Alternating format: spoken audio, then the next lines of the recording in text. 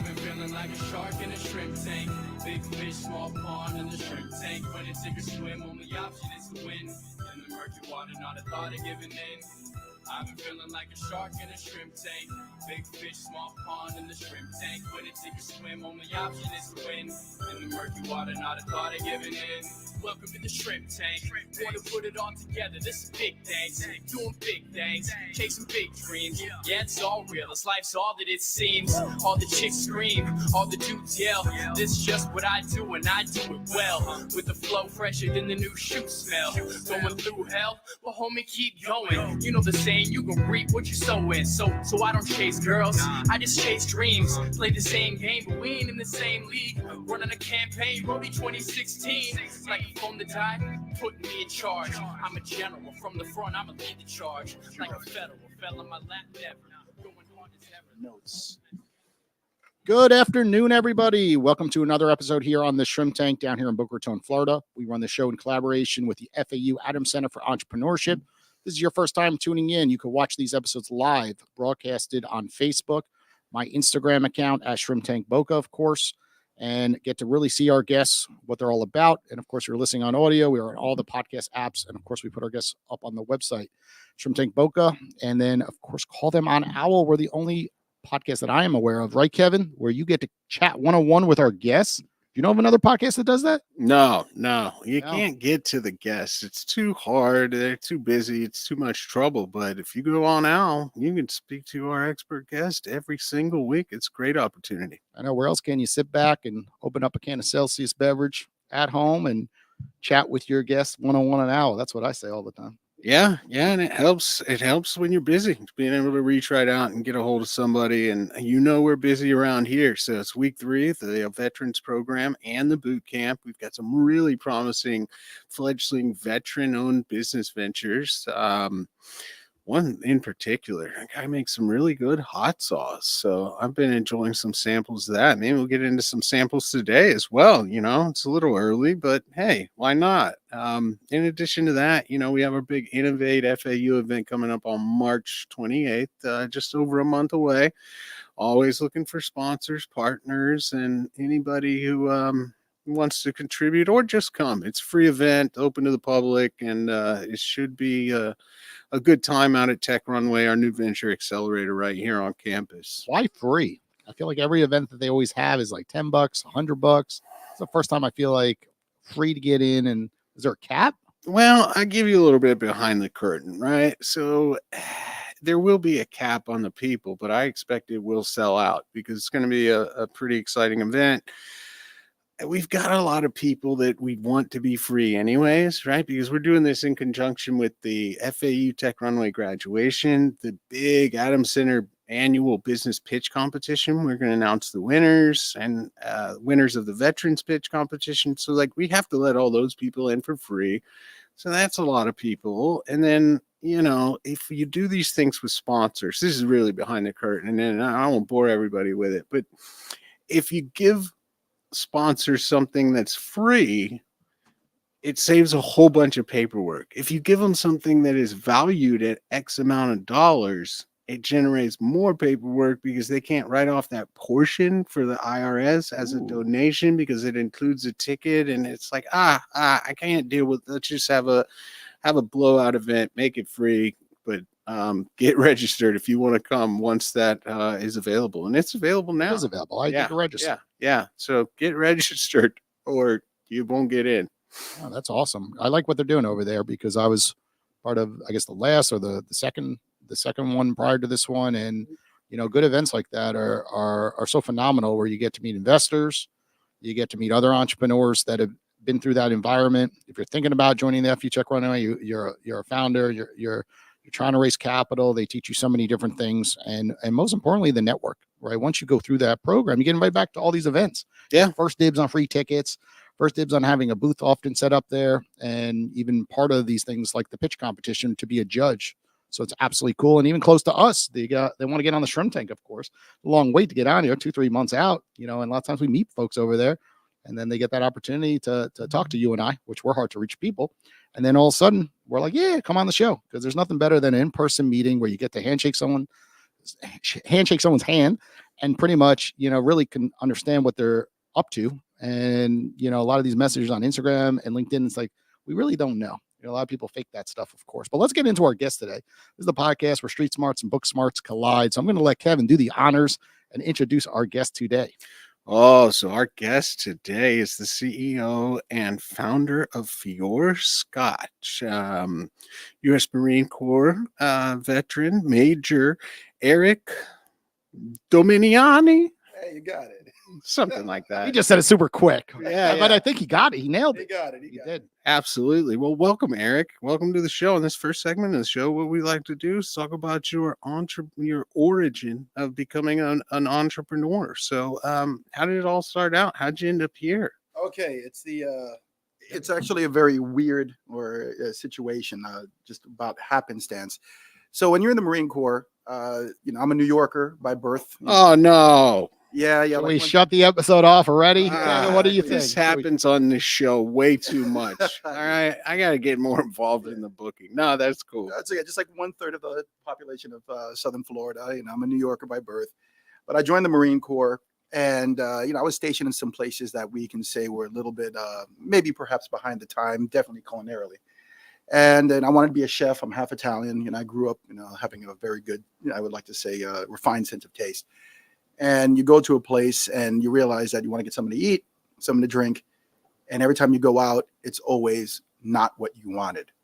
Hey, look, I'm not asking for the world, but can I have a haircut that's not crooked today?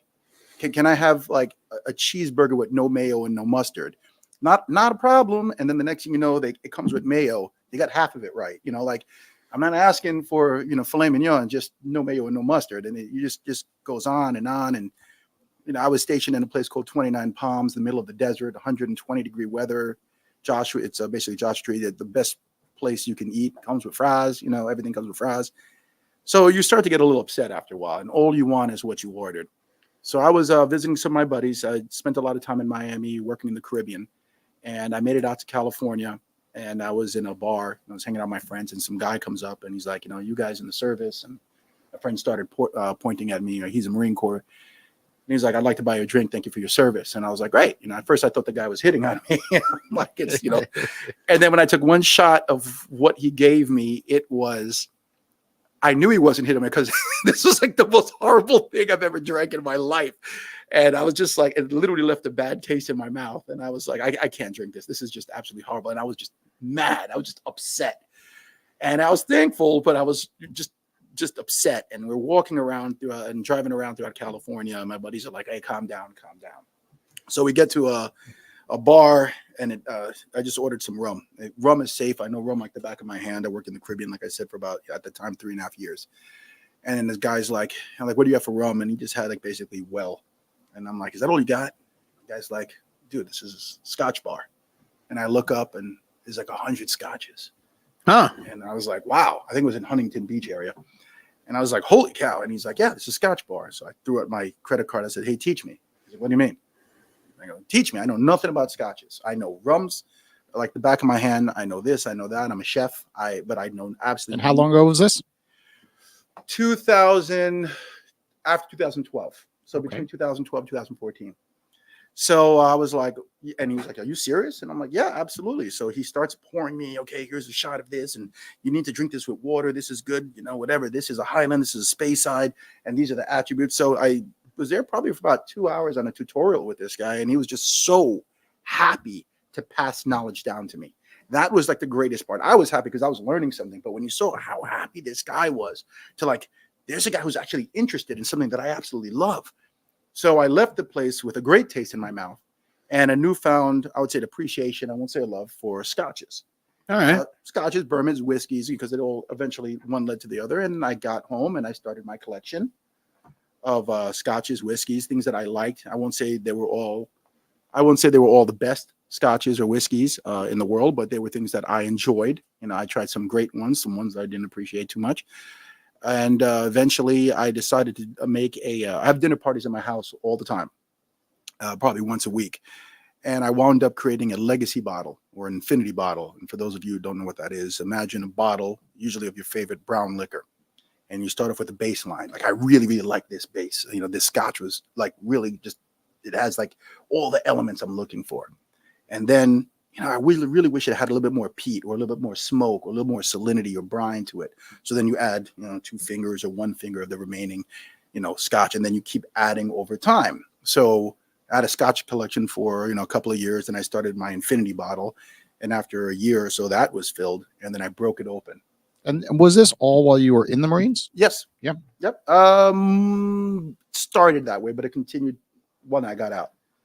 What is their rule with drinking, by the way? Like You can drink throughout the week, for example. I Is it can like, do drink. they Just say, can't, well, I can't show up to work drunk. It's like course not. I can have a glass of wine for dinner. I can have a beer, after work, but don't show up drunk. Drink. Yep. Don't get drunk. It's just show up like it's a normal job. You can't.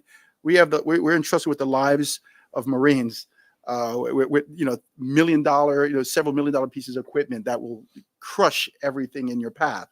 You can't come to work hungover. You will hurt somebody. You will kill somebody. So you have to drink, but drink responsibly. It's All right, pretty simple. yeah, it's logic. So I wound up coming up with the infinity bottle. I cracked it open for my friends, and they absolutely loved it. Most of the Marines absolutely loved it. And unfortunately, I started noticing the bottle was getting lower and lower and lower. It wasn't getting any higher. So I'm like, okay, there's got to be a way. I don't want to add anything more to it because it's perfect. And I just said, wait a minute. My uncle Luciano, who lives in Miami, he makes his own wine. He's I want 43% this or 22% this. And he, oh, look at that accent there. Just brought out your Italian. There we go. There it is. And he basically orders it from a California vineyard, and they make him his wine. He gets a few cases every year, and everything was great. My old boss, Colonel Augustine Bolaño, he makes his own cigars. He says, I want a Connecticut wrapper with a Honduran fill, this gauge, this shape, this length, and he orders several cases a year. I figured they could do it. I could do it. Yeah. But where do you start? Exactly. That's the hardest part. Everyone's got an idea, but where do you start? Who do you speak to? And how do you really get the ball moving? So you just really wanted this just for you, though, at this time. It was for my friends. But we're talking about a few cases. Exactly. Not a go-to-market, whole kind of thing. You just want it made. It was supposed to be nothing more than a house Scotch for my friends, my family. Never intended on leaving the house.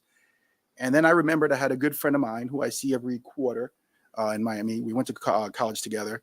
And he was one of the people who helped develop and raise, basically not create, but he's in the alcohol importation, exportation business about 4 generations. You might know one of his alcohols, Hypnotic. His father was the one who brought Finlandia to America. So he's, really, really deep in that sense. So I called him up, and I was like, Jim Landis. I was like, hey, Jim, are you still in the alcohol business? And he's like, are you still cooking? I was like, yeah.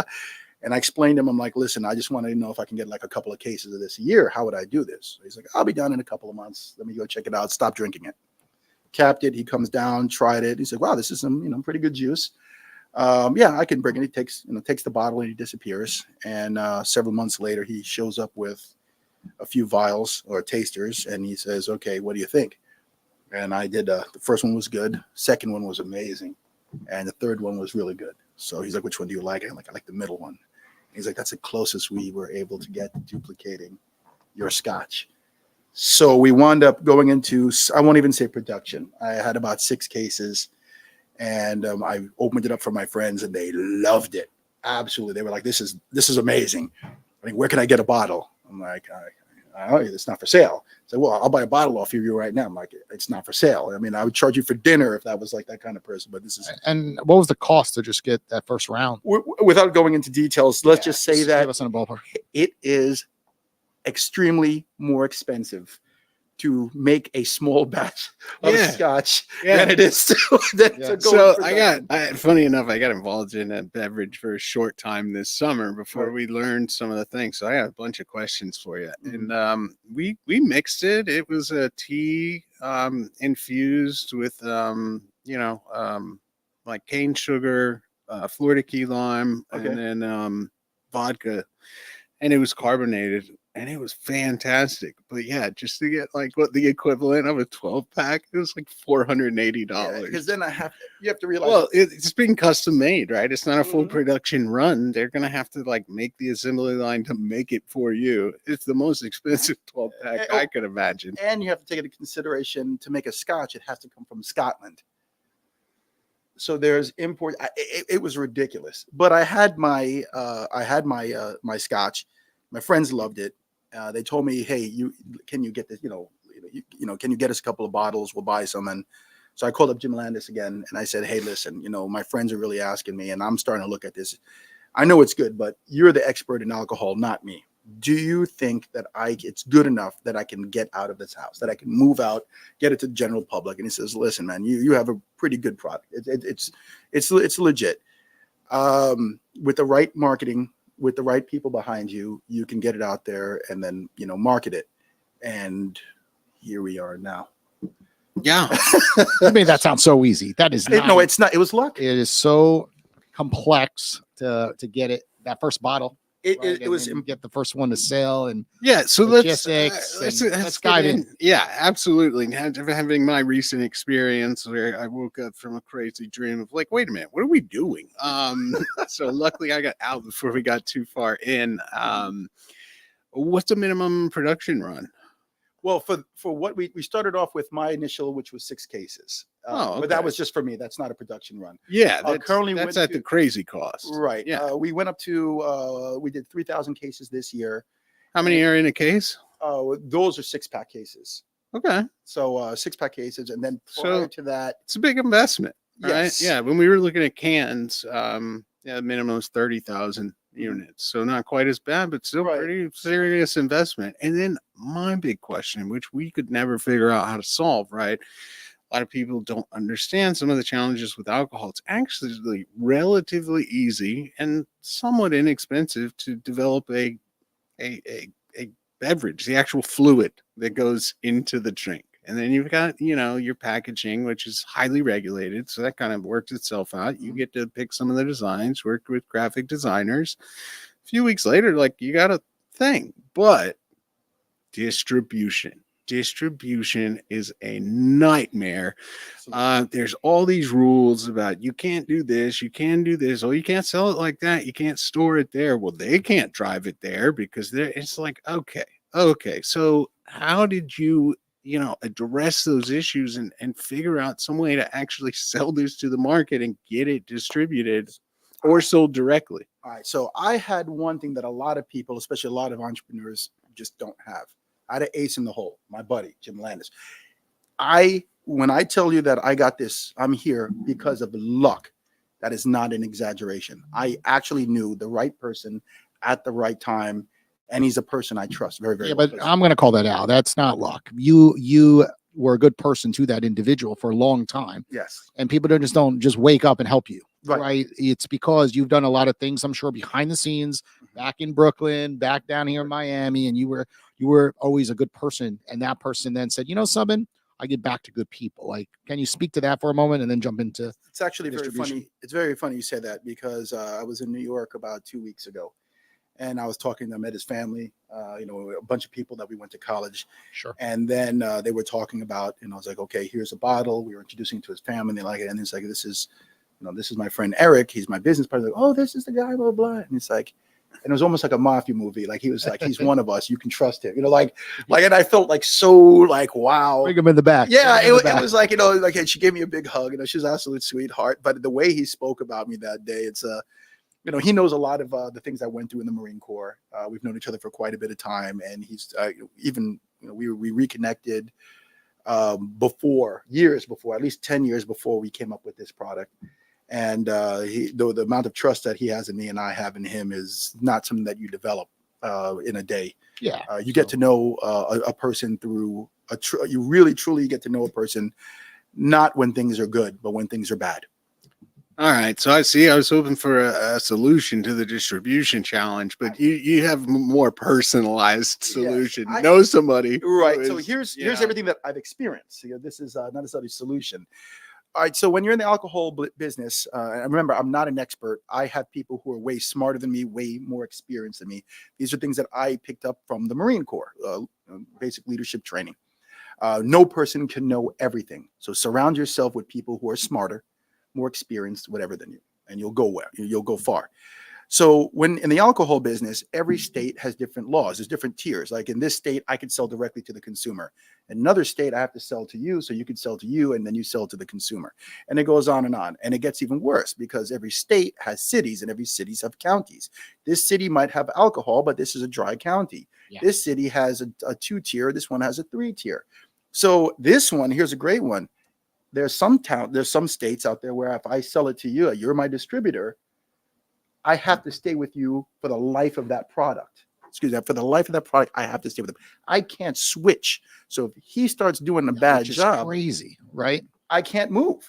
Yeah, so that's not really all that a monopoly. Not the free market economics that we teach here at FAU's College of Business. Right. It makes things very inefficient, right? Because ideally, and just for those who may not be following along, right? Like that's extremely difficult because like you want to probably end up with the biggest distributor you possibly can, but that would mean either starting with such a massive investment or in an ideal world, you start with a smaller one and then you prove the product and then but if you can't switch to a bigger distributor when the time comes, like that's a major challenge. And then with some of the distributors that are out there, you have like push and pull type of logistics.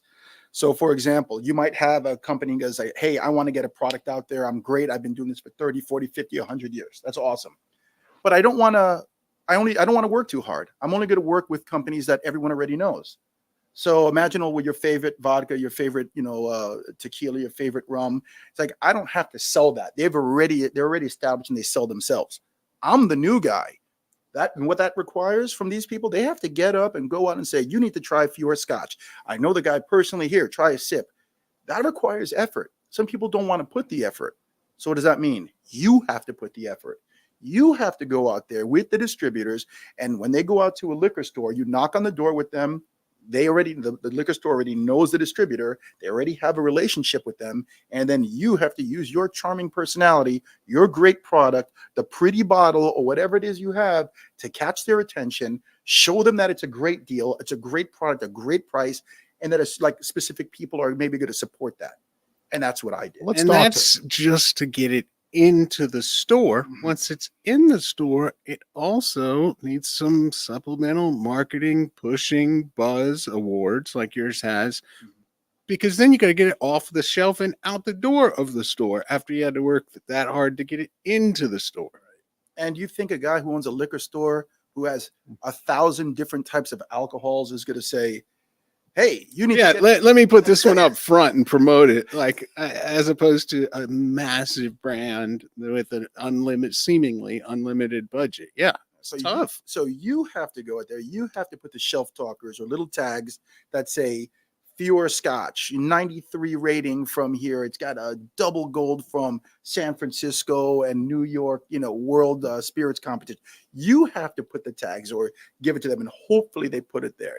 You have to go there when you see someone. Hey, sir, would you like to try a sip of this? This is Fior Scotch. It's a Highland and Speyside blend. Blah blah blah blah blah. And then when that person sees it, he's like, "Wow, this is pretty good juice." People. So let's talk about that for a moment, because often everyone, sees, what's on social media, but they don't see behind the scenes. Let's talk about your work ethic for a moment, showing up on time, doing what you say. You're part of the Marines, like how that helped you be the entrepreneur you are today. But those things behind the scenes, like showing up, like what is your schedule? It seems like he's a showing up early kind of guy. What is your schedule like? We take the podcast as an example. Yeah, I showed up. Number one, show up on time. I don't care if I'm going to hire you. If you're one of my lieutenants when I was in the Marine Corps, I don't care if you're going to paint my house. I don't care if you're going to wash my car. If you don't show up on time, you don't have the job. Wait, that happens in Florida? They show up on time? Yeah, no one. That's the big difference between Miami and Florida. I'm sorry to Floridians, New Yorkers, and I'm also in the military. We are sticklers for showing up on time. If you're not 15 minutes early, Kevin can't handle himself down there. Slow down. Slow down. So I'm, you know, as a Florida native, like I guess I've given up because like when contractors come to my house, I'm satisfied if they show up. Yeah. I've given up on time. It's like nice. They came the day they said they were gonna come. Sweet. Yeah, I'm still trying to get my house done. I have a project that's only taken 5 years to get done. Well, I mean, since you fire everybody, I presume because they show up late, it's gonna be tough. Yeah, pretty much. I just don't deal with it because if a person shows up late, what does that tell you about that individual's work ethic? They don't care. Oh, if you were able to show up late, that means you have so much money, you don't need my business, right? If you show up late, that means you're not going to get my job done on time or to standard. And that's how I look at it. Yeah. Okay? And you know, we can probably put you in touch with some past guests that, you know, we have had a lot of guests on the show that really pride themselves on running their business that way. And some of them I've used their services and they are on time. And some of them come at a premium cost, but like, you know, you're going to get it done. You're going to get it done right. It'll save you time from interviewing and getting quotes or not getting quotes and people missing meetings. You just say, I'll just call them. It'll cost a little more, but it'll be done right. And, you know, that's how a lot of consumers are. So if you want to catch my attention, if you want me to employ you, you want me to hire you for a job, whatever that job is, number one, you show up on time. Number two, look and speak professional. That means if I'm hiring you to paint my house, you can show up with paint and blah, blah, blah, blah, blah. And I don't want to hear you say, I'm going to put a little thing here. Use the proper language. Use the proper slang associated with your profession. It's not hard. If I'm going to hire you to do, you know, white collar work, I expect you to show up with a shirt, you know, with a shirt and tie, or at least the cultural equivalent. I'm wearing a guayabera. It's too hot to wear a business suit in Miami. I can't wear it. That's right. I'm wearing a jacket with what is essentially a workout shirt, Yeah. which is my uniform. Which is completely fine. So that right there shows me that you actually care about, you know, you are a professional. You actually care about what you do and what you're going to do for me. So those are like two things, just, you know, just the very beginning, the very basics. Okay, so back to your schedule though. Give us like, do you work 7 days I'm a retired. week? Do you work 4 days a week? Kind of how do you get out there and get things on the shelves, get your brand in front of more people? Because most of these brands fail. Okay, 99% of liquor brands, It's beverage not brands like that bad. Celsius. It's only 96%. My bad, According to my recent My research bad. this summer, it's 96%. You could tell Kevin has scars, right? Right. Yeah. Well, We want to bring Kevin in. He might. Yeah, there we be a go. Put him partnership over here. right Yeah, exactly. Well, my understanding, there's nothing more difficult to do than revive a dead spirit. Okay. So once your alcohol fails, there's no coming back. You know, that's my understanding of it. So yeah, I can't let this fail. I just put too much time, effort, love. I have too many people rooting for me on this one. So I can't. So my schedule is this. I have 3 children and I literally live in my truck. That is not a joke. I live in there, but I have this thing called a cell phone. And this cell phone is the pipeline, the artery that goes to my computer, that goes to the internet where I can answer phones. When my phone rings, I answer it. When it dings, I answer it. The biggest thing is always, I check my emails constantly. So I could be eating lunch. There is never a second in the day where I am not capable of working. How's that?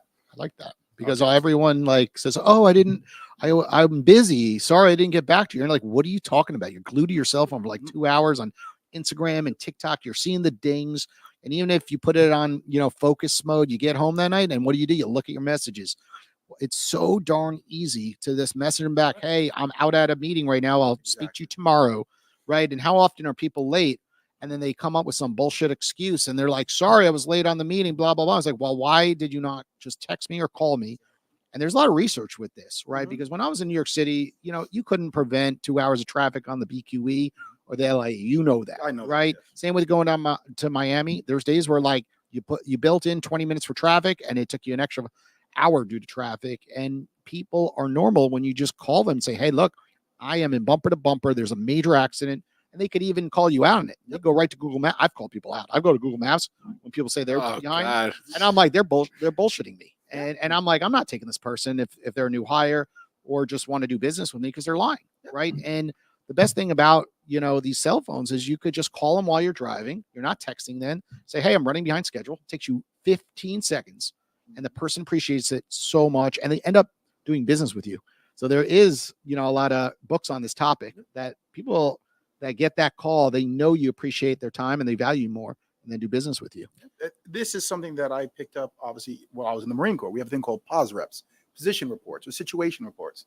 Basically, when you're on a road and, or in the field or, training, you say, boss, this is me. I'm moving northbound on highway, whatever, passing checkpoint 5. So he knows where you are and he knows that you're moving, so that we translate that to non-combat speech. When it's, hey, sir, running a little bit late. I'm about 15 minutes behind the power curve. Over. That's it. And I know you're running late. Hey, while you're out there, because because I know where you were. Hey, you'll be 15 minutes late. The meeting's going to be over. Don't even show up. Don't worry. I'll just meet you at your office. Keep your boss notified of everything, and things will go smooth.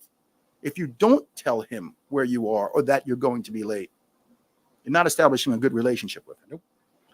Well, Eric, we're going to take a quick commercial break to hear Okay. from one of our sponsors. And when we get back, we're going to jump to our next segment of the show. Join the fastest growing community of professionals on the internet with OWL. Access new networks and otherwise unreachable professional contacts through the one-on-one call feature on the app. Scroll through the list of available professionals and join them for a quick call to build rich connections, expand invaluable relationships, and to broaden your professional landscape without needing lofty referrals. OWL. We bring vetted pros to your doorstep 24/7 on demand. Join our community by signing up at owl.com today. Welcome back to the show. And it's a good thing we jumped into a quick break there. We've got a Scotch whiskey business on the show today. Very exciting episode with Eric. And it was sort of starting to turn into old men yelling at clouds about people being late and stuff. So it's good to come back. And I just want to remind everybody, you heard it just there during the break. OWL, you can reach out to our very special guest, CEO and founder, Eric, on the OWL app. So be sure to do that. Let's try to add a little bit more excitement into this segment of the show with a fantastic product. We've got some students here from my entrepreneurship class, and Ryan's got a question. Ryan? Hey, thanks for coming out here and listening to us. I really appreciate that. My question is just, where did the name Fior come from? That's actually a unique story in itself. So my last name is Dominijanni. And I always thought I was going to have my own wine. I make my own wine. I make my own beer. I make my own salami. I make mead. You name it, I make it in my house. And because of my background, I really always thought I was going to have a wine. And what better name? I think Dominijanni. What a great name for the restaurant. What a great name for a wine. So after we had gone into the initial production, we're like, okay, what are we going to call this thing? My buddy Jim, and he's got his clipboard and he's standing like this, and I got a list of names. And I'm like, all right, well, listen, nothing against some of the other alcohols, the spirits out there.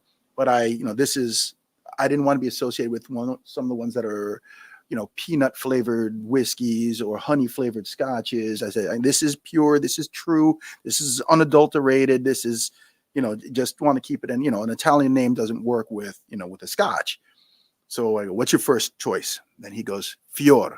And I'm like, Jim, Fior is Italian for flower. What did I just say? And he says, Fior is also Scottish Gaelic for pure, true. It's like, okay, that's it. We're done. And he's like, well, don't you want to hear the second one? I'm like, nope, you're going to ruin it. We're done. That just, you're going to ruin it. Yeah. So that's how I got the name. I do like that because most brands that are under 7 characters do the best. Oh, really? A lot of research on that. Yeah. Okay. Yeah. I think it's a great name. Short, concise. Well, I screwed up my first brand, Client Focused Advisors. Ooh. Doesn't fit in social media handles. It's a pain in the butt. It's hard to spell on email, right? And that's where I learned my lesson. That's why my next brand, OWL, OWWLL, short and simple. If you ever build an app, right? Mm-hmm. App store, it you can't have too many characters, but specifically for marketing purposes, Right. Big names are a pain in the butt to market. Look at FAU, Adams Center for Entrepreneurship. Now, Kevin didn't make up that name, of course, but it's too long. You can't fit that logo that you see there in many things online. It's Florida hard. Atlantic is And now they're making it even longer. The marketing department did a good one on that one. We're rebranding once again. So exciting stuff in the future to come. Ruben, you have a question for our guest today? I know you've always got those killer questions. So my question was with regards to getting the product to realtors. How did you go about getting in contact with those or stores that you sell your product in. Okay, perfect. This is something that was stemmed from the previous question. So what I do during the day, for example, if I'm last week or 2 weeks ago, I was in New York City, and I went out with a bunch of our distributors who already have an affiliation with my my business partner. He goes, I know these distributors, et cetera, et cetera. They already have a connection, a relationship with the liquor store. So I go out with them, and you basically, from that point on, they're just saying, hey, listen, this is a guy, Eric Dominijanni. He has his own scotch. And then I, take it from there. And I try to tell them, this is how many awards I've won. This is what it's made of. These are the selling points. And then the biggest part was, some people don't want to hear the, I hate to say, the fluff. They want to know look at the bottle. I said, hold this bottle in your hand. And he held it, and it feels good. Put it up on the shelf. And he's like, look, that bottle stands out. Forget about everything. Forget about if it tastes good. You stand out. Yeah. The bottle stands out. You're going to notice that bottle. Then you have this little tag here. You see the advertising. It says a rating, 93. That means something. The gold, the shininess, it stands out. And then it's going to say veteran owned. People are going to buy it because they support veteran businesses. Marines are going to buy it because I'm a Marine. So you have it. And look at the price. It's comparable. It's a reasonable price. It's nothing too crazy and nothing too cheap. This is a reasonable price. So people are going to buy it. Were you allowed to put your photo on there?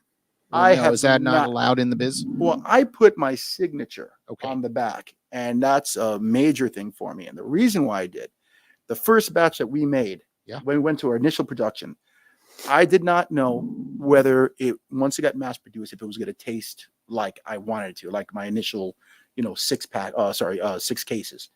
I was like, I don't know. And nothing comes across my table unless I'm proud of it. That's just the way I do business. And I'm not forget about business. That's just the way I live my life. Yeah. If I'm not proud of it, I don't put it out there. So after that initial, production, and when I was like, okay, this is good. So I said, now I stand behind this. I'll put my name behind it. So everything from the second batch has my signature on the back. But, to go on with your question really quick was, I went off of the established chain that my friend already had developed for 4 generations being in the alcohol importation, exportation business, in the spirit business. So it's a lot of it just personality driven. You could have a great product, but if you're a fish, no one's going to look at it. If you're bottled, this could be the greatest juice in the world.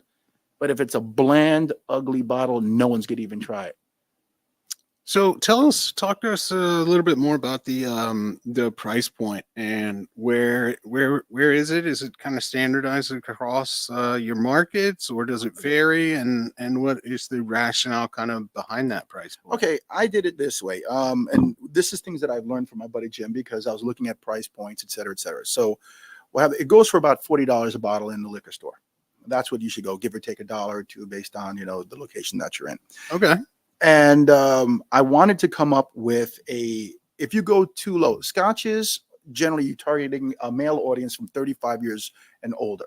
You don't usually find 18 years old, drinking scotches, or 21 years old. We hope we don't find any 18-year-olds. But you're not going to see an 18-year-old sneaking into his dad's liquor cabinet, slamming down, Johnny Walker Blue or something like that. They're just not going to.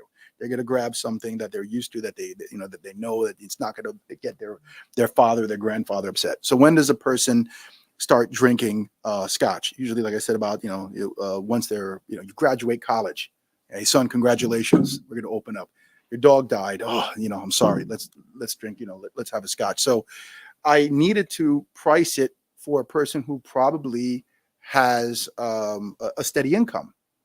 Right? You might drink a $20 bottle of vodka, but a $20 bottle of scotch probably isn't going to be the greatest. It doesn't say much about that scotch. So $40 seemed to me and my business partners that was a reasonable price for a scotch. Yeah, so it's one of those unique things about pricing that I sometimes argue about with economists, right? Because they have all these laws, the economists like making rules about stuff, and they say, if the price goes up, they have these curves and that classic graph, then the demand goes down. And it's like, no, not always. That's not a hard and fast rule, because pricing, for our listeners out there and budding entrepreneurs, like, price also signals, right? Like, it signals quality in some instances. And sometimes, yeah, that's right, econ folks. Sometimes when you increase the price, you may increase the demand. So at a higher price, you may sell more units. And then even some instances, you may want to sell less units and then select into like an ultra high price, right? But that has other challenges associated with it, especially when you're starting new, right? This is the best. So it's, $300. It's like, well, I've never heard of it before. So like that could be a challenge. So I think that price point makes a lot of sense. Right. When I had the initial batch and I put it towards a bunch of Marines, a couple of retirement ceremonies, and some of my friends, they were like, I would pay $70 for this. I would pay $70 for this bottle. And I was like, well, it's a blend. I really had no intention of selling it really at that time, but it was like, it's a blend. And I started learning about Scotch. That's a super premium price. I mean, you don't charge that much for for a blend. I mean, I'm glad you're willing to pay that much for it, but I'll remember you in the future. I'll charge you more, but yeah, there you go. But yeah, so absolutely. So the price is obviously one major catching feature. If you see something that's exceptionally cheap, that might be indicative of the quality. So you got to have a price that shows. Where does it fall approximately? In the middle ground? I would Or- say it falls up. This is a super premium blend. So I would say this falls up at the higher end of blends. Okay. For cost wise, and I believe it's worth it. Otherwise, I wouldn't charge this much for it, Nice. or this little for it. $40 is very reasonable. Right. Yeah, Yeah. absolutely. You're not sitting there like it's a $500 bottle. And, people are trying to get it in the Caribbean to bring it back at a discount with the duty free shops. But $40 seems to me like it's very reasonable. It reminds me of like the Tito story, right? They price it just right. Where like and then the quality was there, so you got both sides. Like everyone's like, oh, it's a no brainer, right? At $40, it's got a 93 on the bottle. Like you can't get the next jump up is so much more. Exactly. And I believe I'm kind of onto something. I don't know. I'm not. No, you're I'm not a drinker, right. But I just like when I did do my tad of drinking, it was kind of how my mind thought about like, okay, just grab Tito's, can't beat it. Right, and it becomes a household name after a while. Yep. Once you drink it, your friend drinks it, your other friend drinks it, your other friend drinks it after a while. Well, I really don't drink scotch, vodka, rum, whatever, but I had that bottle last week at my friend's house. I've seen it. It stands out. So that the marketing is just huge. Yeah. All right, let's take one more question. Hi. I was curious. I'm not really super familiar with the Scotch marketing business or anything like that, but what makes your product more unique or its selling points? What, like, when somebody looks at it, why do they want to choose your Scotch over something else? All right, there's a litany, and I'll be more than happy to tell you as fast as I can. I am a New Yorker who speaks fast, and I do have caffeine in me. So here we go. Ready? Number one, like I said, why do you want to buy the Scotch? Look at the bottle. Stands out. You put it next to any other bottle out there of Scotches, it just completely stands out. The tag shows the rating. It shows that it is good quality. Doesn't matter if you like Scotch or whatever. You're like, hey, that's got to be a higher end product because it has a gold, a silver, or whatever metal. So when you're looking at a thing like, which Scotch should I use or which rum should I use? The very fact that it's got a 93 and the other one does, it makes you go, hey, that guy, that's standalone. The veteran.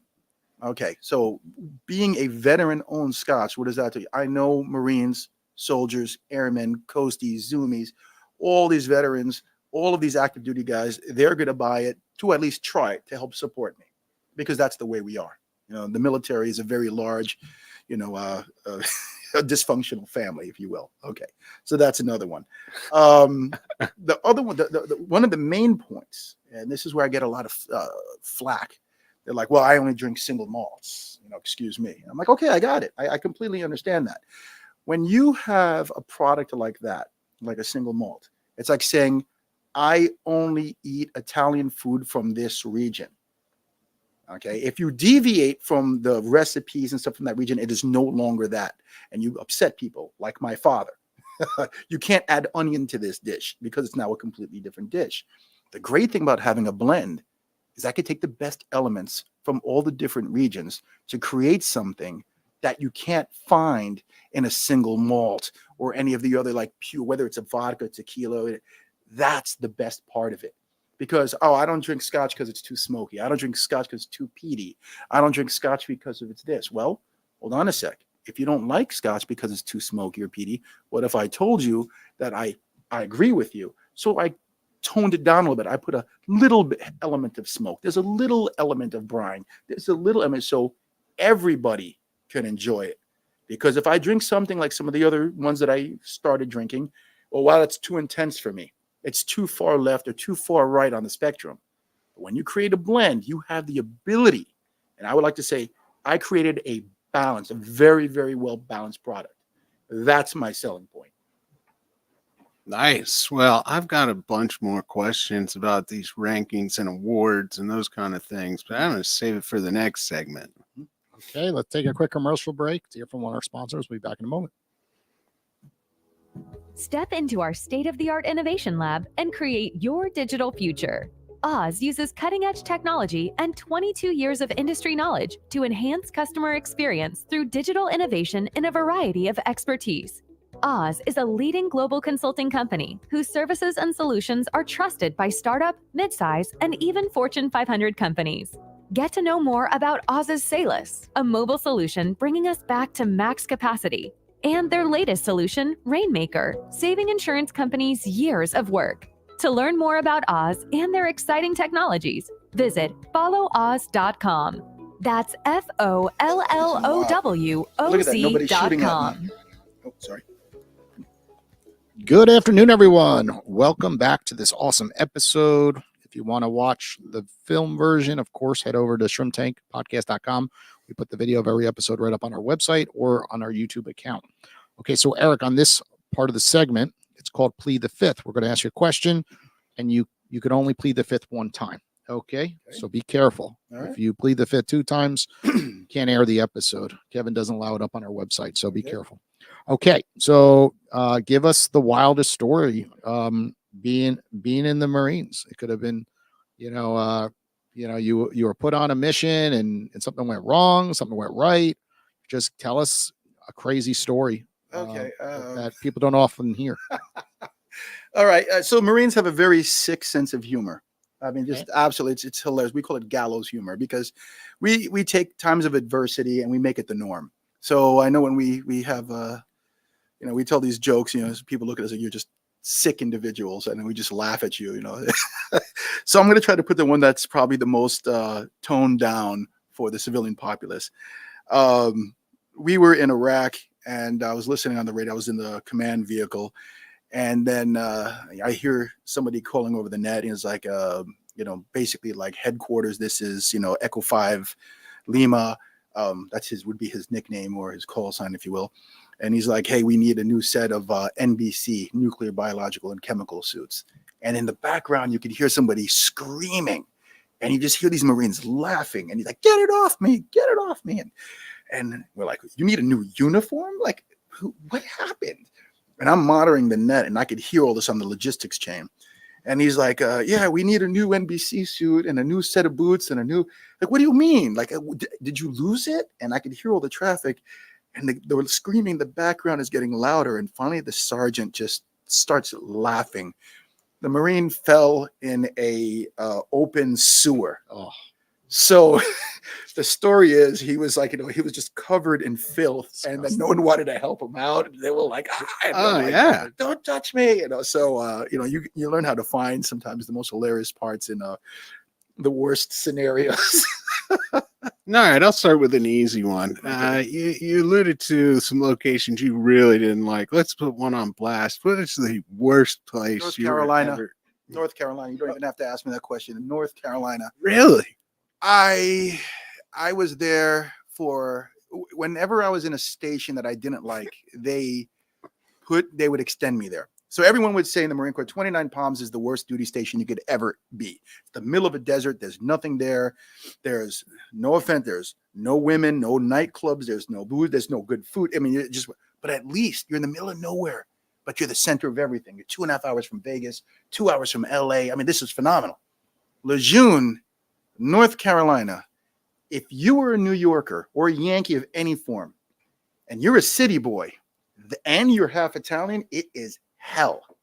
It was. I just would like to. This is quite revealing. Oh, this is horrible. North Carolina is evaluated as worse than 120-degree middle of the desert. Yes. Man, that really Because you speaks can't to the get- quality. You can't get away from it. And you'd go there and you're sitting there, I just want to get something good to eat. And it's like, okay, like, so I'm trying to find an Italian restaurant. Okay, let's go to Olive Garden. I'm like, I'm sorry, my last name ends in a vowel. I can't eat there. Yeah, they got good breadsticks at least. Yeah, that's what they always say. I would get that, that in a salad bar. Like, hey, can we I'd like to have a martini. I remember walking into a bar. I just checked in. I was like, I'll have a martini. We're celebrating. We're all in our uniforms. And then she makes me a margarita. And I'm like, excuse me, ma'am, I asked for a martini. And she's like, oh, we don't do that here. And I looked behind her and I'm like, vodka, gin, vermouth, martini glasses. Okay, yeah, I can see that.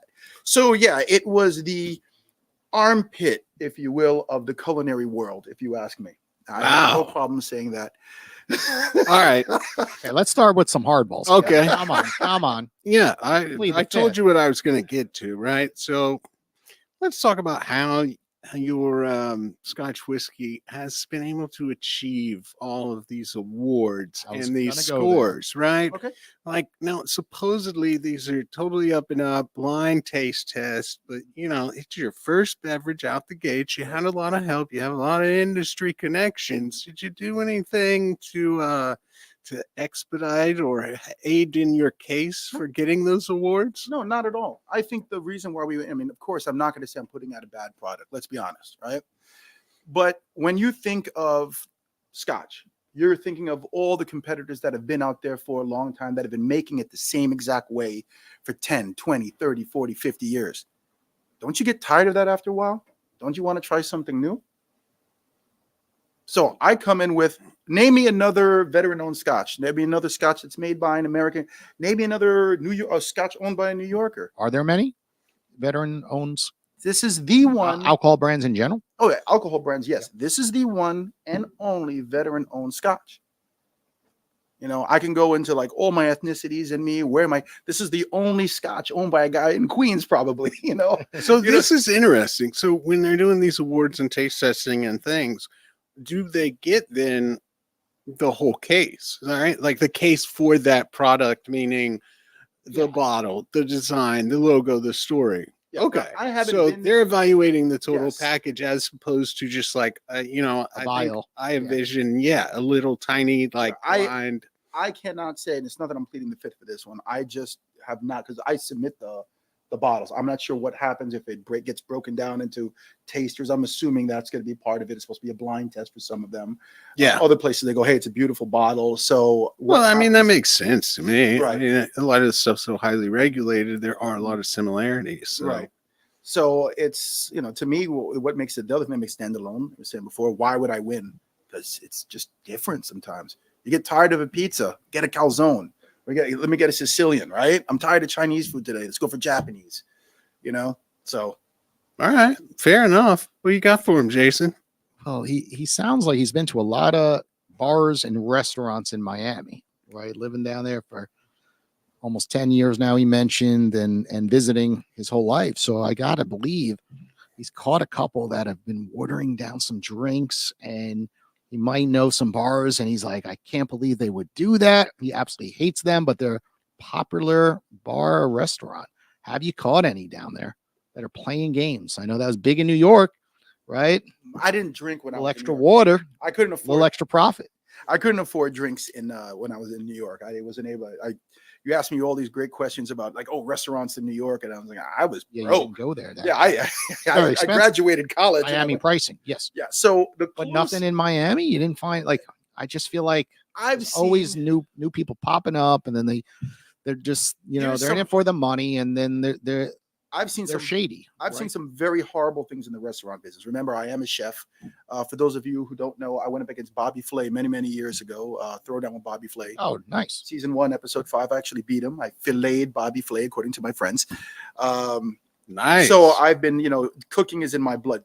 I hold restaurants like a church. You go to eat, that's like me going to church. It's a prayer thing. So the worst things I've seen in Miami, I didn't experience this. My friends experienced it. I read about it, and to know someone who's also in the restaurant business who experienced it was probably the most amazing thing. It was, if you're down there, do not go to a restaurant and order food unless the price is on the menu. Because what this bar in South Beach was doing, and I'm not sure which one, they had a menu that they did not put the prices on. So when you got your menu, you got your bill at the end of the meal, it was like $2,000. Yeah, that's not cool. And they're targeting tourists because South Beach has a lot of tourists that come in and out. So my friends were like, whoa, let's see our bill. And they only ordered 2 main courses and 2 drinks, and their bill was something like $500 to $700. Yeah. And they literally just added a zero. So the complaints went up and Yeah, blah, blah, that's blah. not And they said, oh yeah, we don't condone that. We didn't, which the is, server put an extra zero in there. He made Yeah, and a we know that's manual not error. Yeah. I've been to restaurants where they double charge you a lot. You order 1 drink, they charge you for 2. And then you always look at your bill. And I'm not saying I'm just saying all of Miami, especially in the South Beach area. So. All right. Well, talking about things that are overpriced, what's the most overpriced Scotch brand in your opinion? That is something I can't speak of. Again, not pleading the fifth. I just can't. There's some my That's plead the fifth if you can't say it. No, yeah, it's I'll talk all day long. There's no secrets for me. I have a big mouth. But there is some. I can't say there was a Scotch because for you it's worth $137 a bottle. To you, it's not. I'll use one Talisker. Anywhere from, depending on which one you get, $55 to $75 a bottle. Okay, at the time. To me, it's worth it. But to you, it's too that smoke, that peat, it's horrible. Why would you pay so much money for it? I don't know, because I liked it. That's so I can't. Scotch is a very unique thing. It's a very I won't say adult beverage. I would say almost professional, mature beverage. And again, if you're drinking something like that, you're probably a little bit older in life. You're probably a little bit more financially secure. So I can't really say that there is a Scotch or a whiskey that I find overpriced, because if it's priced that way, that means people are willing to buy it, or people are used to paying that much money to buy it. There's some things I'm just not a fan of, but that's just my personal taste. So when did you, this isn't not, I think, a hard question, but it's just a setup. So Okay. when did you really get into the market, get into the first stores, get Okay, so really going? And did you self-fund this thing? No. Okay, so you can't make money without having money. If you don't think that's true, you're living a lie. You want to get a job interview, you need a coat and tie, suit and coat and tie. That costs money. How are you to get there? You need a car, you need a train pass, something like that. So the smart move is not to use your money, use other people's money. There's nothing wrong with that. Investors, that's why you're going to college right now, using your money. Some of you are, some of you are using loans. That's a later money. Maybe your father, maybe your uncle is helping pay for you. So the best thing to do is not dip into your money. So what you do, you get investors, people who stand by a product. In fact, I have a meeting today. Someone, you bring them the bottle, let them know they loved what it stood for, they loved how it tastes, and then say, yo, this is a solid bottle, this is a solid product. This is something that I really, really want to stand behind. But how did I get into the I'm sorry, you have to repeat your question.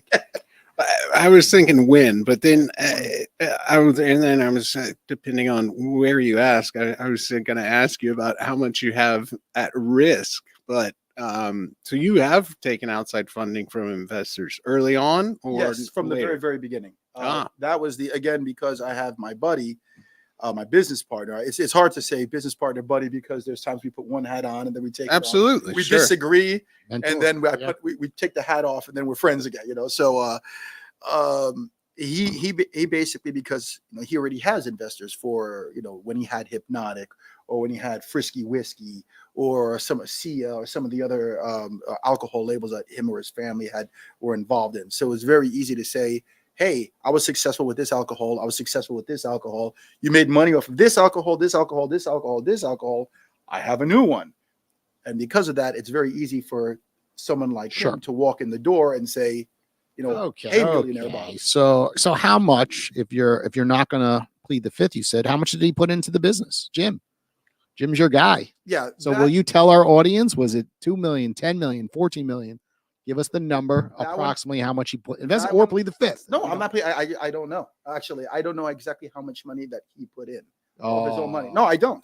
But I will tell you the this. company money. No, because he is a little bit more well established than I am. Okay. So I really couldn't tell you exactly. Okay, then I'll have one that you have to answer or plead the fifth. Okay, go for it. You're very close to this person. Okay. What is your biggest pet peeve of that person? Or just that's too much. We're on film right now. I don't want to answer. I plead the fifth. I will tell you this. Plead the fifth. Don't do it. And it's the it's not a pet peeve. There's two Jims. There's two Eric Dominijannis. Okay, that's what it comes down to. So I could talk to him. Hey, how's it going? Blah blah blah. We talk about our family. Talk about our kids. Okay. We talk blah blah blah. And then the hat suddenly changes, and then it's like, he goes like business mode.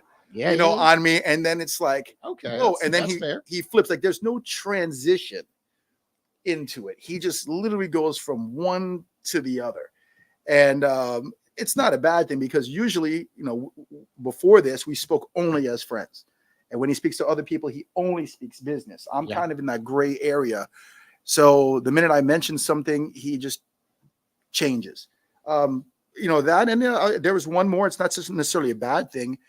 I was in the military. I do things differently. I have different expectations. I might sound like I have a very charming personality and all that other great stuff, and I think I do. But my expectations for my workers are, I have very, very high expectations, and I understand he's a civilian. He can't do certain things that I do or talk to people the certain way that I might talk to for, legal reasons or liability and stuff like that. But reality is, when I see not just him, but other business owners talk, I'm like, why don't you just grab that person and throw them against the wall and make them do their job? You can't do that. So in today's society, no way. Yeah, you can't. HR would want to chime in onto that. Yeah. So when we were having some problems with some distributors, I'm like, hey, let's go take a couple of pipes, and go down there and talk to them. And anyway, I got alligators in the Everglades, and we can take care of this. You can't do that. So I just cringe sometimes listening to him having to be somewhat diplomatic. All right. Well, we better wrap this up. That one wasn't answered. The other two, it was as if he put his attorney hat on. Yeah. But that brings me to one final one then. What is the most annoying, painful distributor you've had to work with? That I will plead the fifth on. Oh, there we go. Yeah, that one I will plead. So you're still working with them, I take it. Oh, yeah. And you never know. You can't burn your bridges because at the end of the day, if you just are doing a horrible job and I switch over to you, you might do an even more horrible job. Yeah, so my only alternative is to go back. So yes, I will plead the fifth on that. All right, we got one. Right, there we go. So Eric, if we want to buy this scotch, where can we buy it locally around here? Okay, first of all, you can order it online. We just moved to a new distributor. You can get it at www.fiorscotch.com. You will find it online. We will be available in Florida any day now. You can find it in New York. You can find it in South Carolina, Texas, and Atlanta, Georgia. You can look at it, Total Wine and Liquor. I mean, we just got accepted into Total Wines in New York, I believe, as well in Florida. And there's just some of the larger Texas has Total Wine as well. So, nice, congratulations! Thank you very much. Thank you very much. And then other than that, if you can't find it, you go online and it'll be delivered to you.